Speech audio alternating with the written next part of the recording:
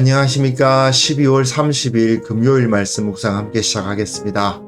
이제 2022년도 거의 끝나갑니다. 주님께서 지금까지 우리를 지켜주셨던 것처럼 남은 시간에도 주님께서 우리를 지켜주시고 언젠가 우리를 주님 앞에 부르실 그날까지 언제나 신실하고 언제나 거룩하게 살아갈 수 있기를 간절히 기도합니다. 오늘 본문은 유다서 1장 14절부터 19절까지 말씀입니다. 날마다 솟는 샘물은 17절부터 21절까지 말씀이어서요. 조금 맞질 않는데요. 메시지를 하나로 뭉치기 위해서 날마다 솟는 샘물을 따르면 메시지가 여러 개가 제시될 수 있기 때문에 좀 쉽게 가려면 아무래도 이렇게 자르는 게 더 낫지 않을까 그렇게 생각합니다. 여하튼 오늘 말씀을 통해서 주님께서 우리를 부르시고 우리가 주님 앞에 그 서는 그날을 바라볼 때에 어떤 마음으로 그 날을 기다려야 되는지를 생각해보고 이 세상 참으로 악으로 가득한 세상인데 그 가운데 그리스도인으로서 살아가는 지혜를 생각해보는 시간이 되었으면 좋겠습니다. 그럼 말씀을 보시겠습니다. 아담의 7대 손 에녹이 이 사람들에 대하여도 예언하여 이르되 보라, 주께서 그 수만의 거룩한 자와 함께 임하셨나니 이는 무사람을 심판하사 모든 경건하지 않은 자가 경건하지 않게 행한 모든 경건하지 않은 일과 또 경건하지 않은 죄인들이 주를 거슬러 한 모든 완악한 말로 말미암아 그들을 정죄하려 하심이라 하였느니라. 이 사람들은 원망하는 자며 불만을 토하는 자며 그 정욕대로 행하는 자라. 그 입으로 자랑하는 말을 하며 이익을 위하여 아첨하느니라.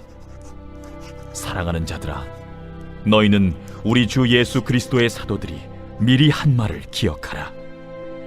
그들이 너희에게 말하기를 마지막 때에 자기의 경건하지 않은 정욕대로 행하며 조롱하는 자들이 있으리라 하였나니 이 사람들은 분열을 일으키는 자며 육에 속한 자며 성령이 없는 자니라. 네, 말씀 잘 보셨습니까? 지금 우리는 유다서의 가장 중심부 본론을 다루고 있습니다. 유다서는 하나의 강해 설교라고도 부를 수 있거든요. 물론 현대의 강해 설교와는 많이 다릅니다만은 여하튼 기록된 바를 인용하면서 그것이 우리들에게 어떤 의미를 가지고 있는가를 제시하고 있는 부분이거든요. 근데 유다는 지금까지 율법 폐기론자들을 계속 공격해 왔잖아요. 그런데 유다가 경험하고 있는 현실은 그 거짓 선생들이 사람들로부터 인정받기도 하고 많은 지식을 가진 것처럼 보이기도 하고 또 부와 명성을 누리기도 하더라 이거예요.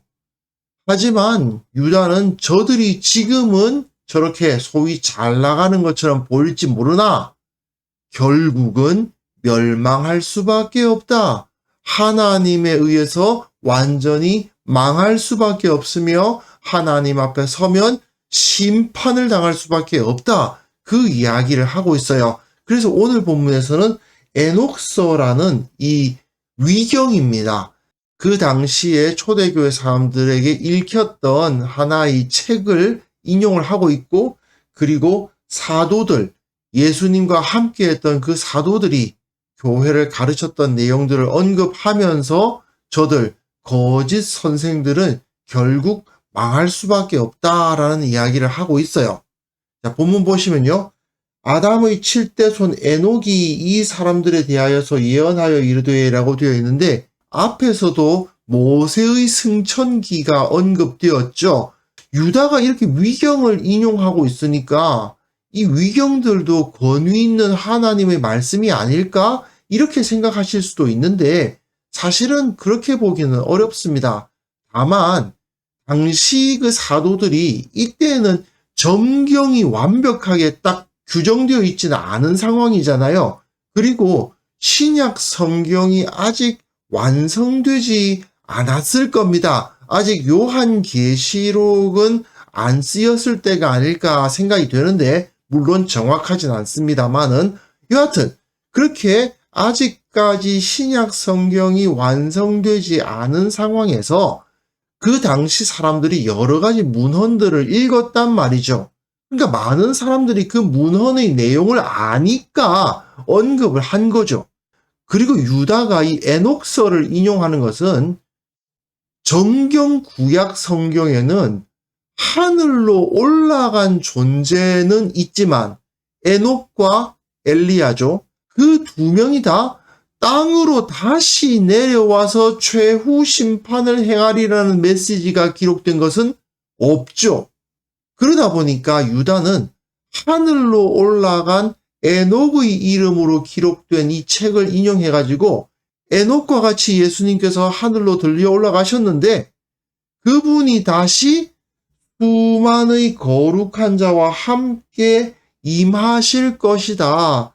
뭇사람을 심판하시고 모든 경건하지 않은 자가 경건하지 않게 행한 모든 경건하지 않은 일과 경건하지 않은 죄인들이 주를 거슬러 한 모든 완악한 말로 말미암아 그들을 정죄하실 것이다. 경건하지 않은 자들을 정죄하시러 다시 오신다라는 이야기를 하기 위해서 에녹서를 인용했다고 보면 됩니다. 물론 에녹서가 권위가 있느냐 없느냐 가지고 논쟁을 할 수는 있지만 사실 이 메시지 자체는 너무나도 우리가 당연히 받아들일 수밖에 없는 메시지죠. 하늘로 올라가신 주님께서 다시 오실 것이다. 사도행전에 기록되어 있잖아요. 사도들이 그 천사의 말을 직접 들었단 말이죠. 그런데 여기서 유다는 사도들이 들은 말을 바로 제시하기보다는 사도들이 말은 다음 본문 17절에 언급을 할 거고 그 전에 미리 그 당시 사람들이 많이 읽던 문헌들 중 하나를 인용해서 그 증거를 제시하는 거죠. 왜냐하면 증거는 언제나 두 개가 돼야 되거든요. 그러니까 사도들의 메시지를 하나로 증거로 제시하고 또 에녹서를 증거로 제시하고 있는 것이라고 보면 됩니다. 그런데 유다는 이들 심판당하는 율법 폐기론을 말하는 거짓 선생들이 어떤 자들이냐를 언급을 해요. 원망하고 불만을 토해요. 어제 말씀드렸습니다만 권위를 받아들이려 하지 않아요. 성경의 권위에 순종하지 않고 교회의 권위에도 순종하지 않아요. 그러니까 원망하고 불만을 토할 수밖에 없죠. 그리고 정욕대로 행합니다. 율법 폐기론자들이니까 율법대로 살 필요가 없다. 말씀대로 살 필요가 없다. 아무리 죄를 지어도 예수님은 용서해 주신다. 이런 말도 안 되는 소리를 하는 자들이니까 정욕대로 행할 수밖에 없죠. 그리고 그 입으로 자랑하는 말을 하여 이익을 위하여 아첨하느니라. 자랑하고 아첨하는데 무엇을 위해서요? 자기 이기적인 이익을 위해서. 결국 이 사람들은 하나님의 영광, 예수 그리스도의 영광을 바라보는 것이 아니고 교회를 건강하게 세우려는 의도가 있는 것이 아니고 자기를 높여요. 자기가 교회 내에서 유명해지고 힘이 있어지고 사람들이 자기를 보고 박수 쳐주기를 원하는 자들. 이런 자들이 결국은 마지막에 어떻게 된다는 것입니까? 다시 오실 주님에 의해서 심판을 당할 수밖에 없다. 이것을 유다 사도가 분명하게 선포하고 있습니다. 이건 우리가 정말 깨어 있어야 될 내용입니다. 그리고 그 다음 본문 보시면요. 다시 사랑하는 자들아 너희는 우리 주 예수 그리스도의 사도들이 이제 확실한 증거를 딱 제시하죠. 사도들이 예수님께서 승천하시는 것을 자기들의 눈으로 봤거든요. 분명히 봤습니다. 그리고 천사들이 이 예수님이 하늘로 올라가신 그 모습 그대로 다시 오신다고 예언하는 걸 들었습니다. 그러니까 주 예수 그리스도의 사도들이 미리 한 말을 기억하라고 되어 있죠. 그 사도들, 예수님의 다시 오심을 언급하고 증언한 사도들이 또한 뭐라고 말합니까? 그들이 너에게 말하기를 마지막 때에, 말세에 자기의 경건하지 않은 정욕대로 행하며 조롱하는 자들이 있으리라. 주님께서 다시 오시기 전까지 교회에는 악한 자들, 거짓 선생들이 있게 마련이라는 거죠. 베드로 후서에서 잘 나타나 있지 않습니까? 사도들의 대표라고도 할 수 있는, 수제자라고도 할 수 있는 베드로가 이렇게 말하죠. 백성 가운데 또한 거짓 선지자들이 일어났었다. 이거는 구약 이스라엘에 거짓 선지자들이 나타났다는 말이고, 이와 같이 너희 중에도 거짓 선생들이 있으리라. 교회에는 거짓 선생들은 있게 마련이다. 우리가 살아가는 세상은 악한 자들이 있게 마련이고, 주님께서 다시 오시기 전까지 교회에는 거짓 선생들, 경건하지 않은 자들, 자기의 이익을 위해서 분열을 일으키며 육에 속하고 성령이 없는 자들이 있게 마련이다. 이런 사람들은 결국은 하나님으로부터 버림을 받고 심판을 당할 수밖에 없다라고 선포합니다. 그러니까 저들이, 악한 자들이 있다는 것을 두려워할 필요는 없다는 거예요.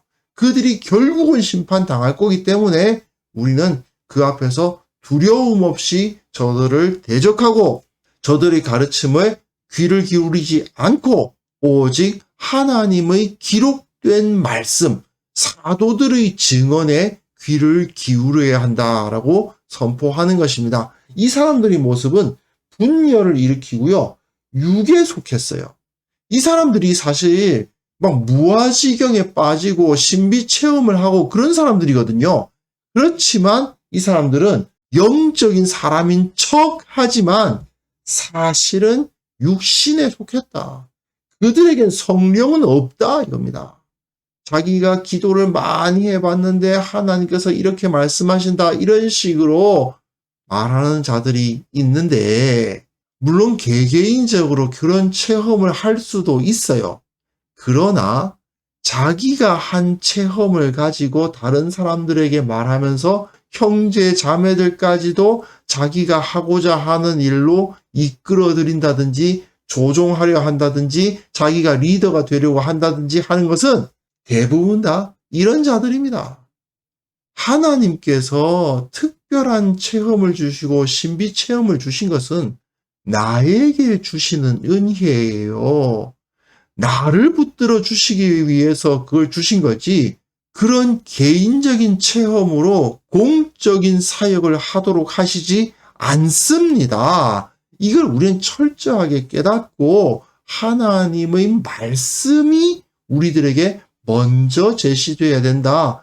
교회는 한 사람의 체험이 아니라 기록된 하나님의 말씀 위에 서야 된다는 것을 명심해야 되겠습니다. 자, 베드로 후서와 유다서는 교회는 언제나 거짓된 선생들 있게 마련이다.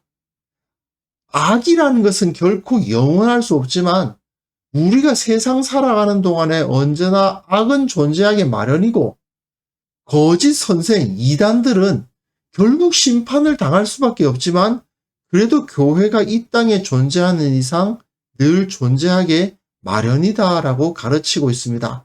그렇기 때문에 우리는 이런 현실 가운데 살아가고 있기 때문에 죄악은 영원하지 않고 이단은 반드시 심판을 당한다는 사실을 기억하고 그들을 두려워할 필요가 없는 것입니다. 우리는 반드시 그들에게 이길 수 있습니다. 그러나 그렇다고 해서 저들이 그런 악한 행동을 하고 있고 거짓된 가르침을 주고 있는데 그것에 무감각해져도 안 되겠죠. 우리가 말씀과 진리에 바로 서서 거짓된 말은 쳐낼 수 있는 훈련이 되어 있어야 되고, 저 거짓된 가르침이 우리 공동체 내에 침투할 수도 있다는 경각심을 가져야만 됩니다. 나는 늘 하나님 앞에 의롭다, 나는 저들의 가르침에 절대로 넘어가지 않는다라고 자신하기 전에 그런 생각이 자만심이 아닌지 점검해 봐야만 됩니다. 3번 부인하기 전에 베드로 얼마나 자신만만했습니까? 그러나 그가 그렇게 자신만만하게 이야기하고는 몇 시간 후에 결국 3번 부인하지 않았습니까? 우리도 그럴 수 있다는 거거든요. 그러니까 저들을 두려워할 필요는 없으나 내가 바로 서 있지 않으면 넘어질 수 있다는 경각심을 가지고 언제나 주님 앞에 정결하기 위해서 노력하고 말씀 가운데 훈련받기 위해서 노력할 수 있어야 되겠습니다. 그래서 이 시간 함께 기도하실 때에 내가 이 세상에 존재하는 악과 거짓을, 이 교회의 이단을 두려워하지 않게 하옵소서. 또한 그것에 대해서 무감각하지도 않은 균형 잡힌 태도를 갖게 하시고 결국 영적 전투에서 승리하게 하옵소서.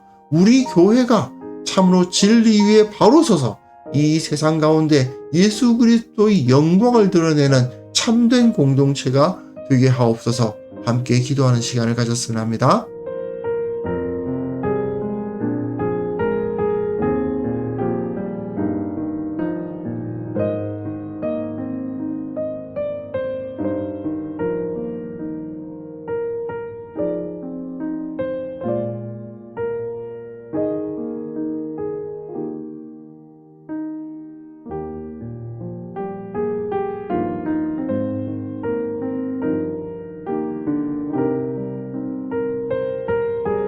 하나님 아버지, 우리가 이 세상의 악과 거짓 앞에 서 있습니다. 우리가 저들과 싸워 이겨야 되겠습니다. 주님, 저들을 두려워하지 않도록 도와주시고 저들을 능히 이길 수 있다는 사실을 믿고 담대히 나아가게 하여 주옵소서. 또한 저들에 대해서 무감각해지고 저들이 어떤 자들인지 알지 못하는 그런 어리석은 태도를 갖지 않도록 온전히 지켜주시고 좌로나 우로나 치우치지 않고 지혜롭게 저 영적 전투에서 승리할 수 있도록 우리를 붙들어 주옵시고 담대하게 하시고 능하게 하여 주옵소서. 특별히 교회를 위해서 기도합니다. 참으로 우리 교회가 아름다운 공동체, 진리를 지키는 공동체, 온전히 진리 안에서 하나 되는 공동체가 되게 하여 주옵소서. 아버지, 우리 교회가 정말 깨어서 이 세상 가운데 참된 진리를 드러내는 공동체가 되어서 세상의 빛이 되고 소금이 되고 변화의 동력이 되는 그런 역사를 우리를 통해 일으켜 주옵소서. 한국 교회가 참으로 깨어서 각성하고 진리를 알고 진리대로 살아가는 그리스도인들을 세상으로 보내는 그러한 공동체로서 온전히 바로 설 수 있도록 도와주시기를 원하고 바랍니다. 아버지, 오늘 하루 주님의 은혜가 충만한 하루가 되기를 원합니다. 승리의 간증들이 넘치는 하루가 되기를 원합니다. 2022년이 거의 끝나가고 있는 이 시점에 주님께서 베풀어 주신 그 놀라운 은혜들을 기억하며 감사하며 기뻐하며 찬양하며 보내는 하루가 되게 하여 주옵소서. 주님께서 우리와 함께 하여 주실 것을 믿사오며 예수님의 이름으로 기도합니다. 아멘.